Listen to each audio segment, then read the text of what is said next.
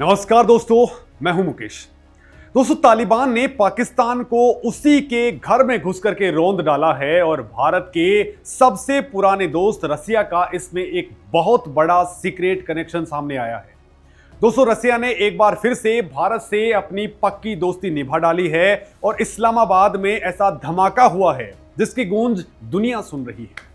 दोस्तों, पाकिस्तान की सरजमी के ऊपर तालिबान की ओर से पाकिस्तानियों की जमकर ठुकाई में असली मास्टरमाइंड कोई और नहीं बल्कि मॉस्को निकला है। दशकों से पड़ोसियों की पीठ में छुरा घोंपने वाले पाकिस्तान को आज उसी की भाषा में जवाब मिल रहा है।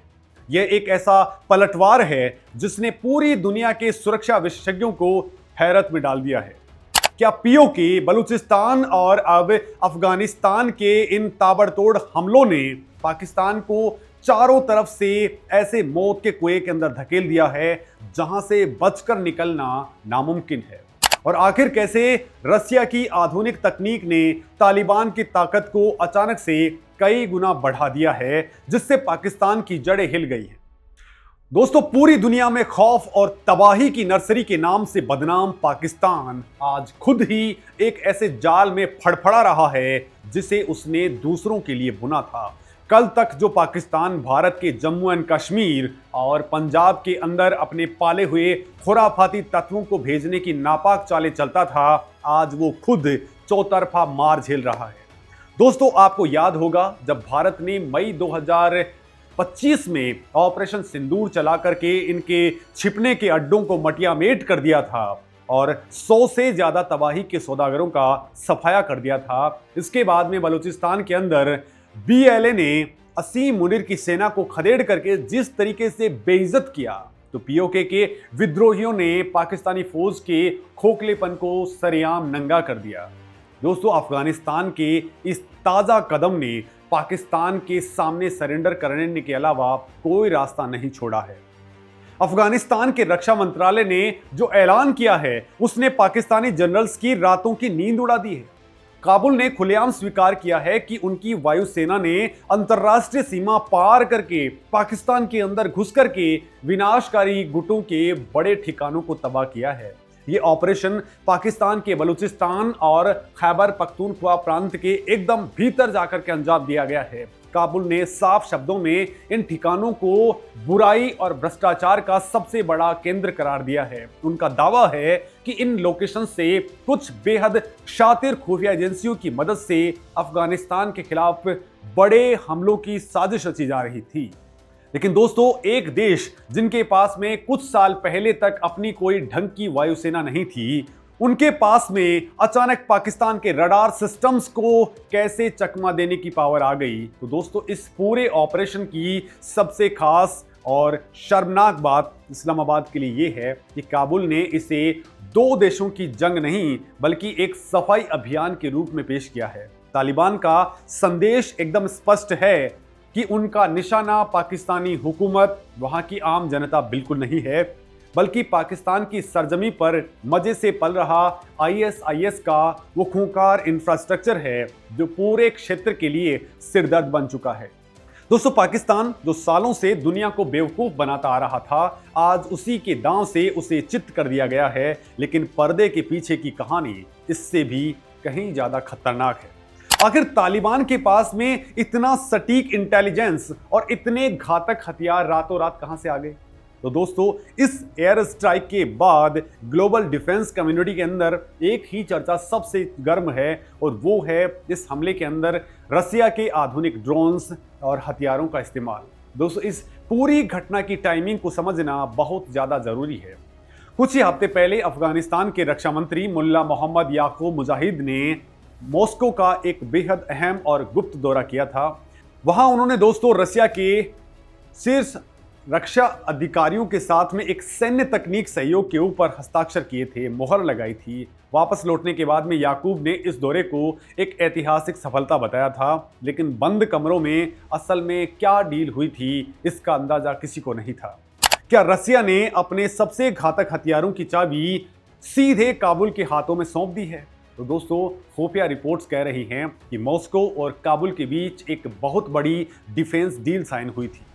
इस समझौते के तहत अफगानिस्तान को रूस से आधुनिक हथियार, एयर डिफेंस सिस्टम्स, उनके रॉकेट्स और बेहद सटीक निशाना लगाने वाले टोही ड्रोन मिले हैं। सिर्फ इतना ही नहीं, बल्कि रूसी एक्सपर्ट्स तालिबान के पास मौजूद पुराने हथियारों को अपग्रेड करने में दिन रात मदद कर रहे हैं।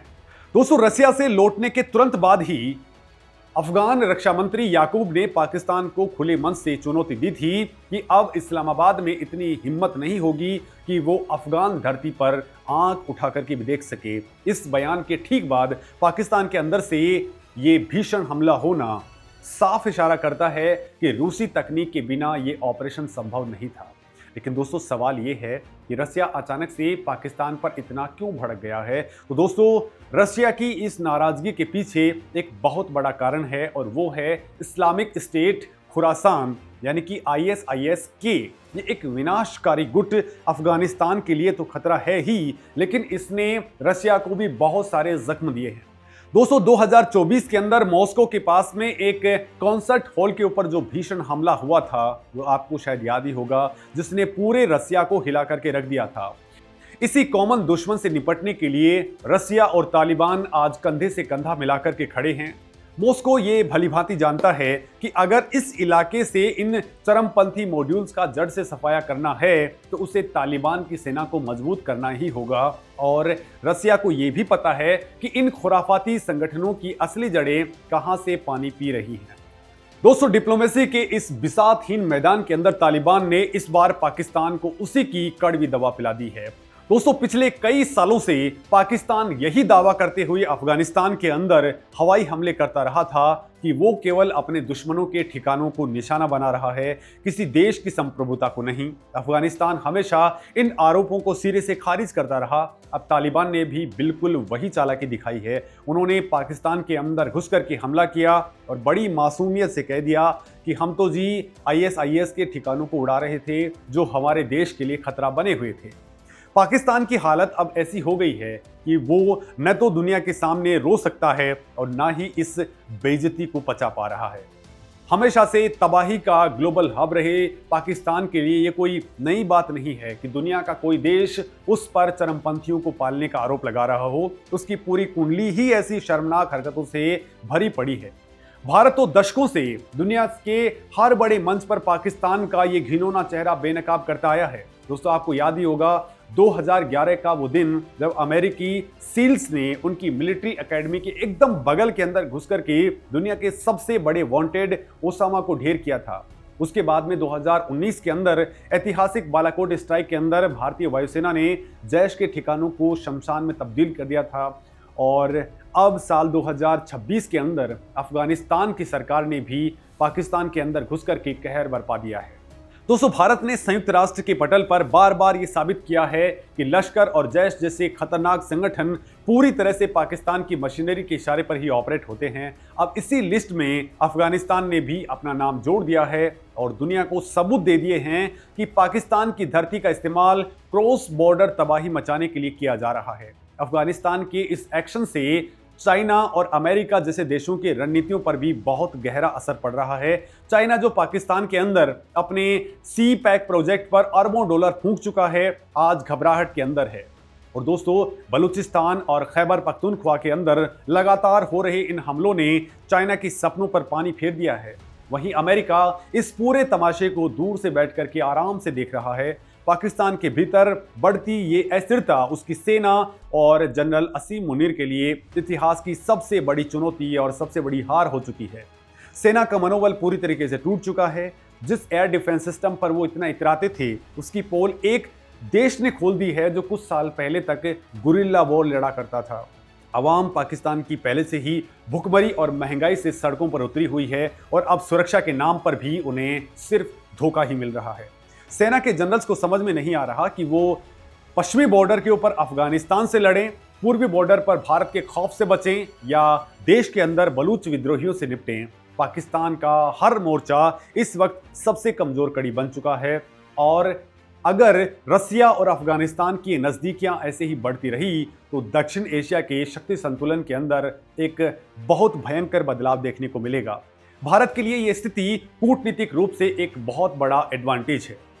दोस्तों, भारत का सबसे भरोसेमंद दोस्त रूस अब सीधे तौर पर उस इलाके में अपनी पकड़ मजबूत कर रहा है जो कभी अमेरिका और पाकिस्तान का प्लेग्राउंड हुआ करता था। रसिया का यह दखल पाकिस्तान के बचे कुचे हौसले को भी पस्त कर रहा है। जिस देश ने हमेशा से दूसरों के घरों के अंदर आग लगाने का काम किया है, आज उसके अपने घर धू धू करके जल रहे हैं।